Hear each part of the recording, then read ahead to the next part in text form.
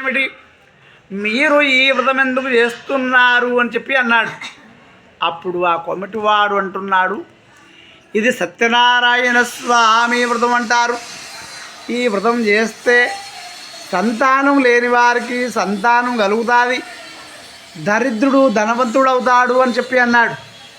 అందులో కుదరంటున్నాడు, రాజా మరి సంతానం లేని వారికి సంతానం అంటున్నావు, మరి దరిద్రుడు ధనవంతుడు అంటున్నావు, మరి నీకు సంతానం ఉంది, ధనము ఉంది, మరి నీకు ఏమీ తక్కువైందని వ్రతం చేస్తున్నావయ్యా అని చెప్పి అన్నాడు. అందులో కుదరంటున్నాడు, నాకు సంతానం ఉంది, ధనము ఉంది, కానీ నేను చనిపోయిన తర్వాత నా పేరు నిలబెట్టడానికి ఒక వారసుడు కావాలి కదా, అందుకే నాకు ఒక కొడుకు పుట్టాలని నేను వ్రతం చేస్తున్నాను అని చెప్పి అన్నాడు.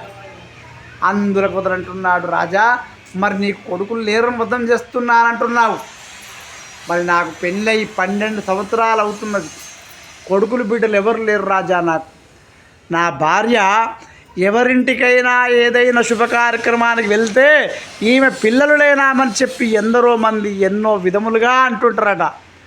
ఆ బాధ నేను భరించడం లేదు రాజా, మరి నా భార్య కూడా భరించటం లేదు రాజా. రాజా నీకు కొడుకులు లేరు అని వ్రతం చేస్తున్నానంటున్నావు, మరి నాకు కొడుకు పుట్టినా సరే బిడ్డ పుట్టినా సరే ఆ సత్యనారాయణ స్వామి వ్రత ప్రసాదముకొని జీవిస్తాను అని చెప్పి అనుకొని ఆ వ్రతం గురించి తెలుసుకొని ఇంటికి వెళ్ళి అతడి భార్య లీలావతితో చెప్పాడు, మనకు సంతానం కలిగితే సత్యనారాయణ వ్రతం చేస్తాము అని చెప్పి అన్నాడు. అందులకు ఆమె సరేనన్నది. ఆ తర్వాత వాళ్ళకు ఒక అమ్మాయి పుట్టాది. ఆ అమ్మాయి పేరు కళావతి అని పేరు పెట్టారు. ఆ కళావతి పున్నమి ముందు చంద్రుడు ఏ విధంగా పెరుగుతాడో అమ్మాయి కూడా అదే విధంగా పెరుగుచున్నది. అమ్మాయికి 12 సంవత్సరాలు వచ్చాయి, కానీ కొమిటివాడు మాత్రం వ్రతం చేయలేదు. ఆ కొమిటివాని భార్య లీలావతి జ్ఞాపకం చేస్తే తన కూతురు పెళ్లి సమయంలో చేస్తాను అని చెప్పి అన్నాడు. ఆ అమ్మాయికి మంచి సంబంధం కూడా దొరకాది, పెళ్లి చేశారు. ఆ పెళ్లి చేసినటువంటి సంతోషములో కోమటివాడు వ్రతం చేయడం మళ్ళీ మర్చిపోయాడు. ఆ తర్వాత కోమటివాడు తన అల్లుడికి తన వ్యాపారం నేర్పాలి అని చెప్పి అనుకొని పడవరిండా ధనం నింపుకొని అల్లుడి గారిని తీసుకొని రత్నసానుపురమునకు బయలుదేరాడు. ఆ రాజ్యాన్ని పరిపాలించే రాజుగారి పేరు చంద్రకేతు మహారాజు. ఆ రాజుగారి ఇంటిలో కొంతమంది దొంగలు దొంగతనం చేసుకొని పారిపోతూ నిద్రపోతున్నటువంటి కొమిటి వాళ్ళ దగ్గర ధనమంతా పారవేసి ఆ దొంగలు వెళ్ళిపోయారు. ఆ భటులు వచ్చి ఆ కొమిటి వాళ్ళ దగ్గర ఉన్న ధనమంతా చూసి వీళ్ళే దొంగలు అని చెప్పి అనుకొని వాళ్ళ నిద్ర నుండి లేపాడు. రాజుగారి వద్దకు తీసుకువచ్చాడు. రాజా దొంగలు వీళ్ళే, వీళ్ళని శిక్షించండి అని చెప్పి అనగానే అప్పుడు కొమటి వాళ్ళు ఇద్దరు మామ అల్లుళ్ళు మేము దొంగలము కాదు అని వాళ్ళు ఎంత చెప్పినా కానీ వాళ్ళ మాటలు వినేవాళ్ళు ఎవరు లేరు. ఆ వైశ్యుని వారి లీలావతికి ఇంటి వద్ద ఆరోగ్యం సరిగా లేకుండా అయిపోయింది. ఇంట్లో ఉన్న ధనమంతా దొంగల పాలైపోయింది. తినడానికి తిండి కరువైపోయింది. ఆ కళావతి ఇల్లు దురుక్కుంటూ భిక్షమెత్తుకుంటూ వస్తున్నది. ఆ కళావతి ఒక బ్రాహ్మణుని ఇంట్లో సత్యనారాయణ స్వామి వ్రతం జరుగుతుండగా ఆ వ్రతం అయ్యేంత వరకు అక్కడనే ఉండి కథ శ్రద్ధగా విని ప్రసాదం తీసుకొని ఆ రోజు రాత్రం ఇంటికి ఆలస్యంగా వచ్చాడు.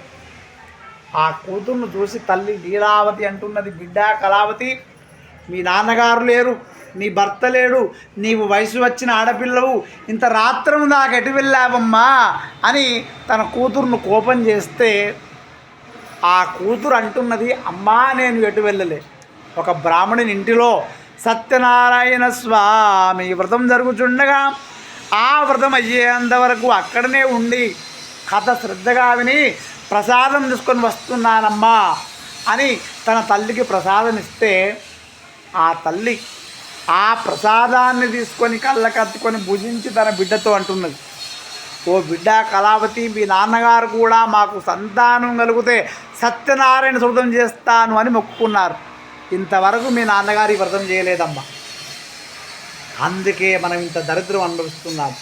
మనం రేపే ఈ సత్యనారాయణ వ్రతం చేస్తాము అని చెప్పి అనగానే ఆ తల్లి కూతుర్లు ఇద్దరు సత్యనారాయణ స్వామి వ్రతం చేస్తామని అనుకోవడం వలన ఆ స్వామివారు సంతోషవంతుడై అదే రోజున రాజుగారి కల్లో కనిపించి, రాజా, నీ దగ్గర బంధించినటువంటి వాళ్ళు దొంగలు కాదు, వాళ్ళు వ్యాపారం కోసం వచ్చారు, వాళ్ళను నువ్వు తెల్లవారగానే విడిచిపెట్టాలి, లేకపోతే నువ్వు సర్వనాశనం అవుతావనగానే ఆ రాజుగారి కలలో వచ్చినటువంటి ఆ స్వప్నాన్ని అతడు జీర్ణించుకోలేక లేచి భయముతో ఆ తెల్లవారగానే ఆ యొక్క బడులకు చెప్పాడు. ఆ కొమిటి వాళ్ళని తీసుకురమ్మని చెప్పాడు. ఆ వైశ్యులు వచ్చి రాజుగారి ముందు నిలబడ్డారు. రాజుగారు ఇంకా ఏమేమి పెద్ద పెద్ద శిక్షలు వేస్తాడో ఏమో అని చెప్పి అనుకొని భయపడుతున్నారు.